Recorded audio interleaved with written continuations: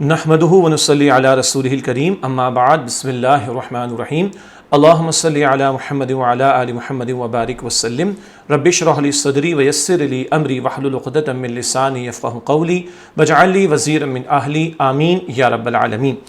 عزیز طلباء و طالبات، محترم حضرات خواتین، السلام علیکم ورحمۃ اللہ وبرکاتہ۔ اللہ سبحانہ وتعالیٰ کی توفیق سے مطالعہ قرآن حکیم برائے طلباء و طالبات دی علم فاؤنڈیشن کی پیشکش اور اس کے حصہ دوم کا آن لائن کورس کا سلسلہ جاری ہے۔ آج لیسن پلان کے مطابق ہماری کلاس نمبر ہے 36 اور حضرت موسیٰ علیہ السلام کا قصہ اس وقت بھی جاری ہے اور آئندہ بھی جاری رہے گا کافی عرصے تک انشاءاللہ، اگلی چند کلاسز تک۔ حصہ دوم یعنی موسیٰ علیہ السلام کے قصے کا پارٹ 2 ہم پڑھ رہے ہیں۔ آج ہمارا لیسن نمبر 36 ہے اور ہم سورہ طٰہٰ کی آیات 71 تا 76، 71 سے 76 اور سورۃ الشعراء آیات 49 تا 51، 49 سے 51 تک کا مطالعہ کریں گے انشاءاللہ۔ کتاب کے صفحات ہیں 120 اور 121، بک 2 پیج نمبر 120 اور 121 اس وقت ہمارے زیر مطالعہ ہے۔ تو آج کا لیسن نمبر ہے 36، آئیے اس کا ہم باقاعدہ آغاز کرتے ہیں۔ اور ہمیشہ کی طرح آپ کو معلوم ہے کہ سب سے پہلے ہم مقاصد مطالعہ کو آپ کی خدمت میں پیش کرتے ہیں۔ اب تو یاد ہو گیا آپ کو، یعنی لرننگ آؤٹ کم، کن کن باتوں کو ہم سمجھیں گے آج کے لیسن میں؟ بہت ساری باتوں میں سے چند باتیں۔ نمبر 1، جادوگروں کے ایمان لانے پر فرعون نے ان سب پر کیا الزامات لگائے۔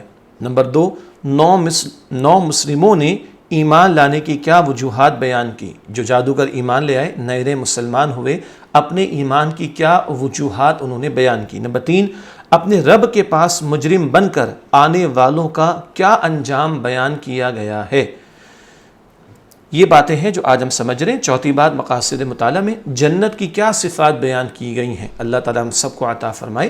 اور آخر میں جہنم میں جانے والے کی کیا کیفیت بیان کی گئی ہے، کیا حال ہوگا جہنم والوں کا، اللہ تعالیٰ ہمیں محفوظ رکھے، وہ کیفیت بھی آج ہم سمجھیں گے۔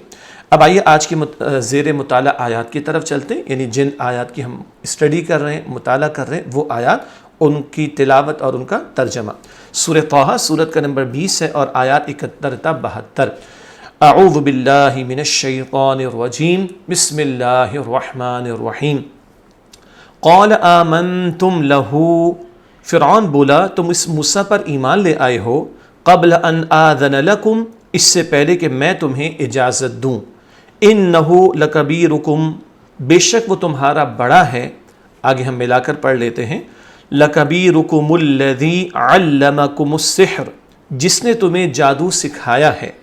فلوقطعن، تو اب میں ضرور کاٹوں گا، ایدیکم ارجلکم، تمہارے ہاتھ اور تمہارے پاؤں، من خلافیوں، مخالف سمتوں سے، ولأصلبنکم، اور تمہیں ضرور سولی پر لٹکا دوں گا، فی جذوع النخل، کھجور کے تنوں پر، ولتعلمن، اور تم ضرور جان لوگے، اینا اشد عذابا، ہم میں سے کس کا عذاب سخت، وابقا، اور زیادہ دیر باقی رہنے والا ہے۔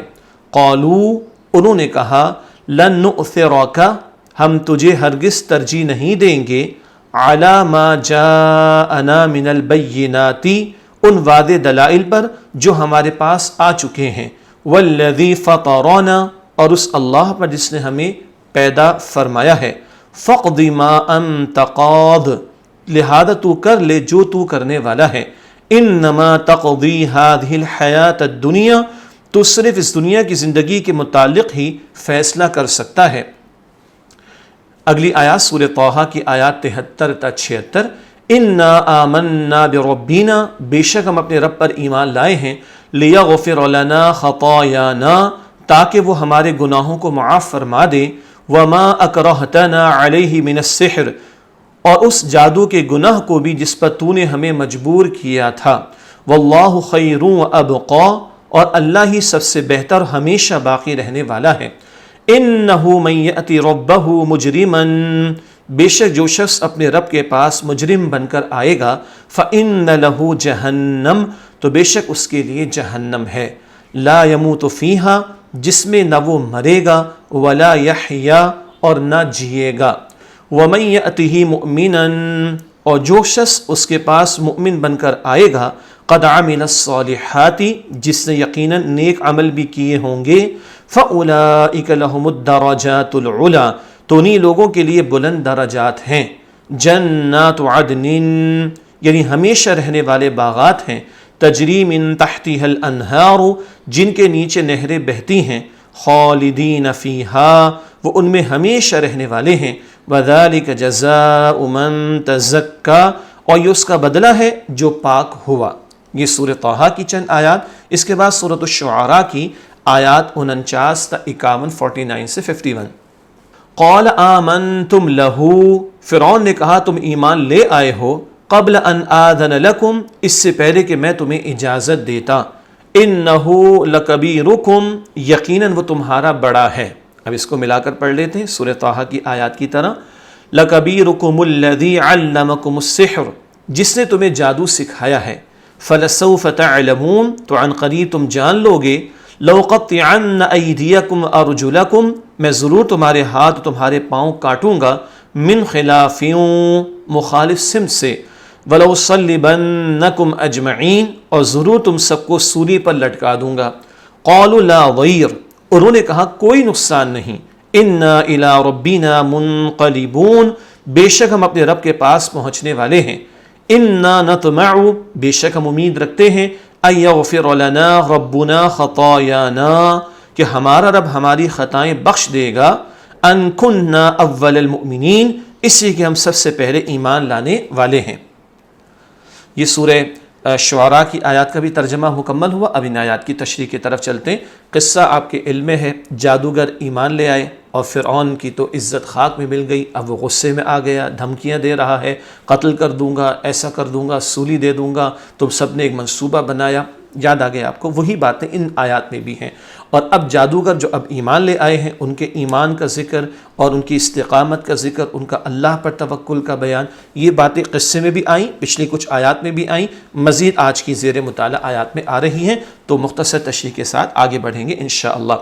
سورہ طٰہٰ آیت نمبر 71 قال آمنتم لہ قبل ان آذن لکم انہ لکبیرکم فرعون بولا تم موسیٰ پر ایمان لے آئے ہو اس سے پہلے کہ میں تمہیں اجازت دوں، بے شک وہ تمہارا بڑا ہے۔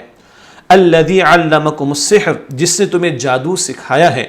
فلأقطعن ایدیکم وارجلکم من خلاف تو اب میں ضرور کاٹوں گا تمہارے ہاتھ تمہارے پاؤں مخالف سمتوں سے۔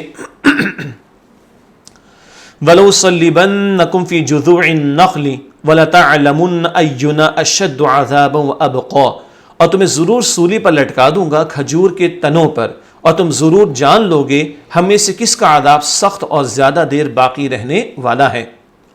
جادوگروں کے ایمان لانے پر فرعون کی طرف سے ان سب پر الزامات۔ نمبر 1، میری اجازت کے بغیر ایمان کیوں لائے؟ یعنی اب یہ تکبر کا، بڑائی کا اظہار کر رہا ہے فرعون۔ نمبر 2، یہ تم سب کی ملی بھگت ہے۔ ملی بھگت کا مطلب تم نے آپس میں مل کر ایک چال چلی میرے خلاف تاکہ یہ ساری سلطنت تم ختم کر ڈالو، ہماری سلطنت پر قبضہ کر لو۔ یہ بات پہلے بھی ہم پڑھ چکے ہیں۔ تو ملی بھگت، مل جل کر کوئی منصوبہ بنانا۔ نمبر 3، موسیٰ تمہارے بڑے ہیں جنہوں نے تمہیں جادو سکھایا ہے، معاذ اللہ، یہ الزام لگا رہا ہے۔ اچھا یہ موسیٰ اس نے جادو تمہیں سکھایا اور تم سب نے مل کر میرے خلاف چال چلی ہے، یہ اپنے گھمنڈ، تکبر اور غصے کا اظہار کر رہا ہے فرعون۔ فرعون کی 9 مسلموں یعنی جادوگروں کو دھمکیاں۔ نمبر 1، ہاتھ اور پاؤں مخالف سمت سے کاٹ دینے کی، اگر سیدھا ہاتھ تو الٹا پاؤں، پہلے ہم پڑھ چکے ہیں۔ نمبر 2، کھجور کے تنوں پر سولی دینے کی۔ اچھا ایک بات دوبارہ ہم دہرا لیتے ہیں، یہ قصہ بار بار آ رہا ہے قرآن میں، ہر مرتبہ نئی بات آتی ہے۔ پہلے جو ہم نے پچھلی آیات پچھلے لیسن میں پڑھی تھیں ان میں کیا تھا؟ سولی۔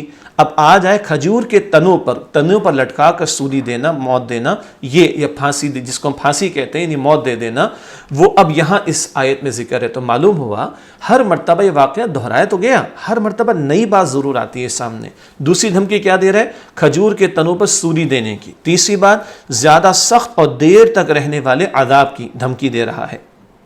اگلی آیت سورہ طٰہٰ کی آیت نمبر 72 قالوا لن نؤثرك على ما جاءنا من البينات والذي فطرنا انہوں نے کہا ہم تجھے ہرگز ترجیح نہیں دیں گے ان واضح دلائل پر جو ہمارے پاس آ چکے ہیں اور اس اللہ پر جس نے ہمیں پیدا فرمایا ہے۔ فَاقْضِ مَا أَنْتَ قَاضٍ إِنَّمَا تَقْضِي هَذِهِ الْحَيَاةَ الدُّنْيَا لہذا تو کر لے جو تو کرنے والا ہے، تو صرف اس دنیا کی زندگی کے متعلق ہی فیصلہ کر سکتا ہے۔ 9 مسلموں کا فرعون کی دھمکیوں پر ایمان افروز جواب۔ خوبصورت ایمان ہے جادوگروں کا، ابھی حق دیکھ کر ایمان لائے ہیں اور فرعون دھمکیاں دے رہا ہے، یہ اس کے آنکھوں میں آنکھیں ڈال کر حق بات بیان کر رہے ہیں اور اللہ پر توکل کا اظہار کر رہے ہیں۔ کیا کہنے لگے یہ لوگ؟ ہم اللہ سبحانہ و تعالیٰ کے وعدے دلائل پر جو ہمارے پاس آ چکے ہیں اور اس اللہ سبحانہ و تعالیٰ پر جس نے ہمیں پیدا کیا تمہیں ہرگز ترجیح نہیں دیں گے۔ نیز یعنی مزید 9 مسلموں نے فرعون سے صاف کہہ دیا کہ تم سے جو ہو سکے کرو، ہم ایمان سے باز آنے والے نہیں ہیں اور تم تو صرف دنیا کے معاملے میں فیصلہ کر سکتے ہو۔ یہ ہے جو دھمکیاں فرعون نے دی، اس کا جواب ایمان لے آنے والے جادوگروں نے کہا ہمارا تو اللہ پر اب بھروسہ ہے، تو دنیا میں فیصلہ کر سکتا ہے، ایسا زندگی تو آخرت کی ہے اور وہاں تو کامیابی ہمارے لیے ہوگی۔ سورہ طٰہٰ کی آیت نمبر 73 اِنَّا آمَنَّا بِرَبِّنَا لِيَغْفِرَ لَنَا خَطَايَانَا وَمَا أَكْرَهْتَنَا عَلَيْهِ مِنَ السِّحْرِ وَاللَّهُ خَيْرٌ وَأَبْقَىٰ۔ بے شک ہم اپنے رب پر ایمان لائے ہیں تاکہ وہ ہمارے گناہوں کو معاف فرما دے اور اس جادو کے گناہ کو بھی جس پر تو نے ہمیں مجبور کیا تھا، اور اللہ ہی سب سے بہتر اور ہمیشہ باقی رہنے والا ہے۔ یہ آیت نمبر 73 کا ترجمہ۔ تشریح کے حوالے سے چلتے ہیں آگے۔ 9 مسلموں کی طرف سے ایمان لانے کی وجوہات کا بیان، کیوں ایمان لے آئے اب اس کی وجہ بیان کر رہے ہیں۔ نمبر 1، اللہ سبحانہ و تعالیٰ ہمارے گناہوں کو معاف فرمائے، ہم ایمان لا رہے ہیں تاکہ اللہ ہمارے گناہوں کو معاف کر دے۔ نمبر 2، جادو جیسے برے عمل کو بخش دے، جادو تو گناہ ہے نا بلکہ حرام ہے، تو ہم نے پہلے بھی اس بات کو پڑھا، اب ان کو احساس ہو گیا، ابھی ایمان لائے احساس ہو گیا غلطیاں ہو گئیں، تو ہم ایمان کیوں لائے ہیں؟ اللہ ہمارے گناہوں کو بخش دے اور جادو جیسا برا کام و گناہ جو ہم نے کیا وہ اللہ ہمیں معاف فرما دے۔ نمبر 3، بلکہ اگلا نقطہ، جادو جیسا برا عمل کرنے کی وجہ فرعون نے جادوگروں کو جادو کرنے پر مجبور کیا تھا۔ یہ سارا جو مقابلے کا میدان سجا یہ تو فرعون نے جادوگر جمع کیے تھے نا، تو اس فرعون نے مجبور کیا، اس کا بھی ذکر وہ کر رہے ہیں۔ 9 مسلموں کی طرف سے اللہ سبحانہ و تعالیٰ کی صفات کا بیان، اللہ سب سے بہتر ہے اور ہمیشہ باقی رہنے والا ہے۔ تو کیا صفات بیان ہوئی؟ اللہ سب سے بہتر ہے، بتا دیے کہ فرعون بہتر نہیں، اللہ بہتر ہے اور ہمیشہ باقی رہنے والا ہے۔ فرعون باقی رہنے والا نہیں، اللہ ہمیشہ باقی رہنے والا، تو جو چاہے سو کر لے، تو بھی مر جائے گا، ہمیں بھی دنیا سے جانا ہے اور ہم سب نے اللہ کے سامنے پیش ہونا ہے۔ سورہ طٰہٰ کی آیت نمبر 74 إِنَّهُ مَن يَأْتِ رَبَّهُ مُجْرِمًا فَإِنَّ لَهُ جَهَنَّمَ لَا يَمُوتُ فِيهَا وَلَا يَحْيَا۔ بے شک جو شخص اپنے رب کے پاس مجرم بن کر آئے گا تو بے شک اس کے لیے جہنم ہے جس میں نہ وہ مرے گا اور نہ جیے گا۔ اپنے رب کے پاس مجرم بن کر آنے والوں کے انجام کا بیان، ان کے لیے جہنم ہے جو آج کفر پر، شرک پر اڑے ہوئے، اللہ کی نافرمانیوں پر اڑے ہوئے ہیں اور گناہوں میں ایسے مبتلا ہیں کہ حق کی دعوت کا انکار کیے بیٹھے، ایسے مجرم ان کے لیے ٹھکانہ جہنم کا بیان ہو رہا ہے۔ اور یہ دعوت بھی دی جا رہی فرعون کو، تو یہ چھوڑ دے ورنہ جہنم بھی تیرا ٹھکانہ ہوگی۔ جہنم میں جانے والے کی کیفیت کا بیان، وہ جہنم میں نہ مرے گا نہ جیے گا۔ استغفر اللہ۔ دنیا میں کسی کو بڑی سے بڑی بیماری، تکلیف ہو، پریشانی ہو، موت آتی ہے تو ختم ہو جاتی ہے نا وہ پریشانی و تکلیف اور بیماری۔ جہنم میں نہ موت ہے نہ زندگی، عجیب معاملہ۔ اللہ ہم سب کو جہنم کے عذاب سے محفوظ رکھے اور اللہ وہ اعمال جو جہنم میں لے جانے والے ہیں ان سے بچائے اور اللہ ہم سب کو جنت الفردوس عطا فرمائے۔ نہ مرے گا نہ جیے گا سے مراد نہ موت آئے گی اور نہ ہی زندگی کا سکون و لطف حاصل ہوگا، عذاب ہی عذاب ہوگا جہنم میں۔ اللہ ہم سب کو محفوظ رکھے۔ سورہ طٰہٰ کی اگلی آیت، آیت نمبر 75 وَمَن يَأْتِهِ مُؤْمِنًا قَدْ عَمِلَ الصَّالِحَاتِ فَأُولَٰئِكَ لَهُمُ الدَّرَجَاتُ الْعُلَىٰ، اور جو شخص اس کے پاس مؤمن بن کر آئے گا جس نے یقیناً نیک عمل بھی کیے ہوں گے تو انہی لوگوں کے لیے بلند درجات ہیں۔ رب کے پاس ایمان لا کر اور نیک اعمال کر کے آنے والوں کے انجام کا بیان، ان کے لیے جنت کے بلند درجات ہوں گے۔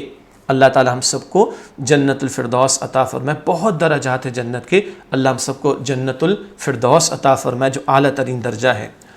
سورہ طٰہٰ کی آیت نمبر 76 جنات عدن تجری من تحتها الانہار خالدین فیہا وذالک جزاء من تزکا، یعنی ہمیشہ رہنے والے باغات ہیں جن کے نیچے نہریں بہتی ہیں، وہ ان میں ہمیشہ رہنے والے ہیں اور یہ اس کا بدلہ ہے جو پاک ہوا۔ یہ آیت نمبر 76 کا ترجمہ، جنت کی صفات کا بیان۔ قرآن کریم کا بڑا پیارا انداز ہے، جہنم کا ذکر آتا ہے تو جنت کا بیان بھی آتا ہے۔ جہنم کا خوف رکھو، جنت کا شوق رکھو، جہنم کا خوف رکھو، جنت کا شوق رکھو، اور ان اعمال سے بچو جو جہنم میں لے جانے والے ہیں، اور جنت کا شوق رکھو تو وہ اعمال کرو جنت لے جانے والے ہیں۔ اب کیا اعمال ہیں اور جنت کی صفات کیا ہیں؟ آئیے پہلے جنت کی صفات کو دیکھیں۔ ہمیشہ رہنے والے باغات یعنی جنتیں ہوں گی۔ جنت کا ترجمہ باغ، گارڈن، ٹھیک ہے، اور دنیا عارضی ہے تھوڑے عرصے کے لیے، اور آخرت ہمیشہ کے لیے، تو جنت کے باغات بھی ہمیشہ کے لیے۔ نمبر 2، جن میں نہریں بہتی ہوں گی۔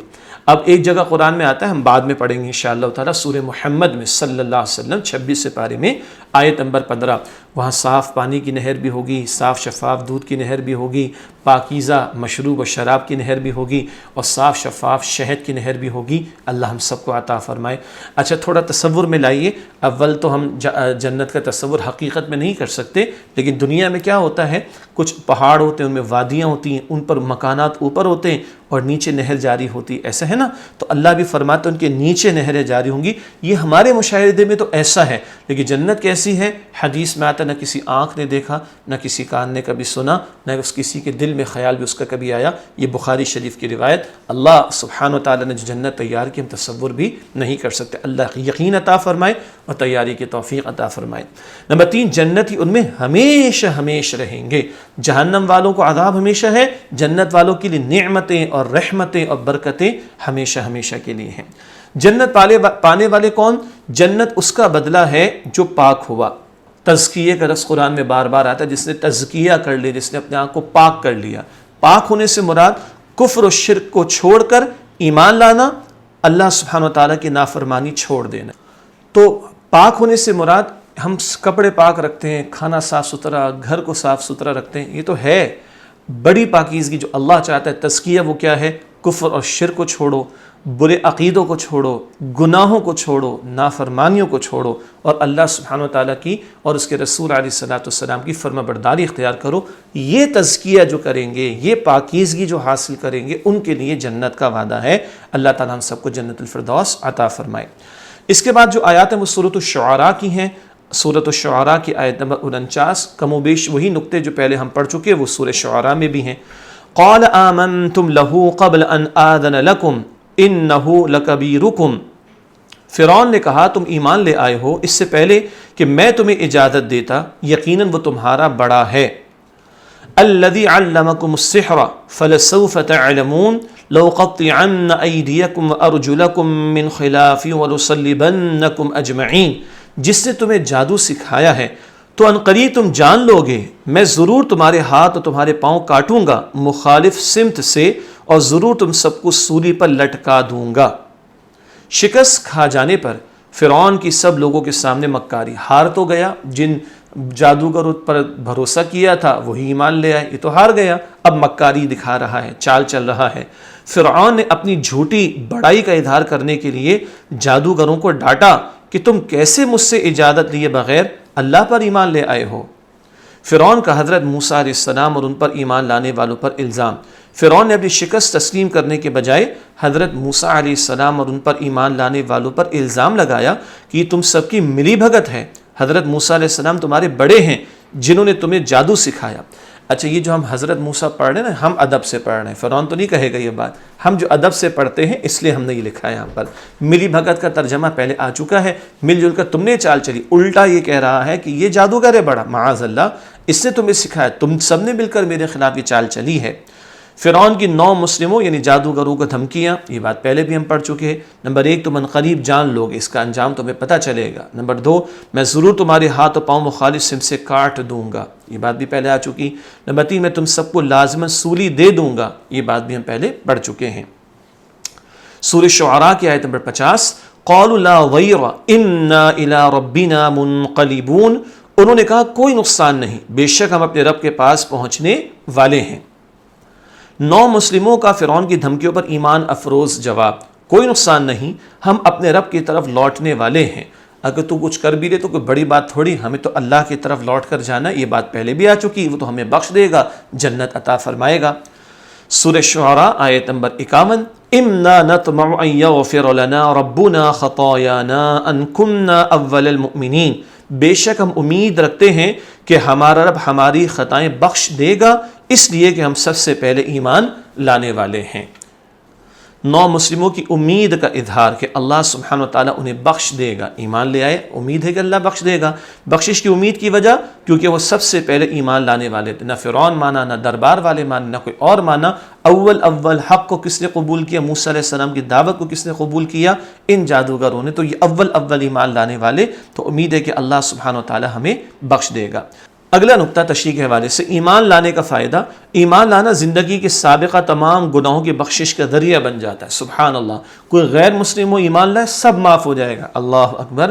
چنانچہ فرمان نبوی صلی اللہ علیہ وآلہ وسلم 3 چیزیں زندگی بھر کے گناہوں کی بخشش کا ذریعہ بن جاتی ہیں۔ نمبر 1 ایمان لانا، نمبر 2 اللہ سبحانہ وتعالیٰ کی راہ میں ہجرت کرنا، نمبر 3 حج مبرور ادا کرنا۔ صحیح بخاری شریف کی روایت، حج مبرور وہ حج جو اللہ کے مقبول ہو جائے، جو تمام آداب کے ساتھ ادا کیا جائے۔ تو کوئی ایمان لے آئے، کفر سے اسلام میں داخل ہو گیا، سارے گناہ معاف۔ اللہ کی راہ میں گھر بار چھوڑ کر نکل گیا، ہجرت کر گیا، سب گناہ معاف۔ حج مبرور ادا کیا، سب گناہ معاف۔ صحیح بخاری شریف کی روایت ہے۔ اللہ تعالی ہم سب کے سارے گناہوں کو معاف فرمائے اور ہمیں بھی اللہ تعالی حج کی توفیق عطا فرمائے۔ الحمدللہ آج کا ہمارا لیسن اللہ سبحانہ وتعالی کی توفیق سے مکمل ہوا۔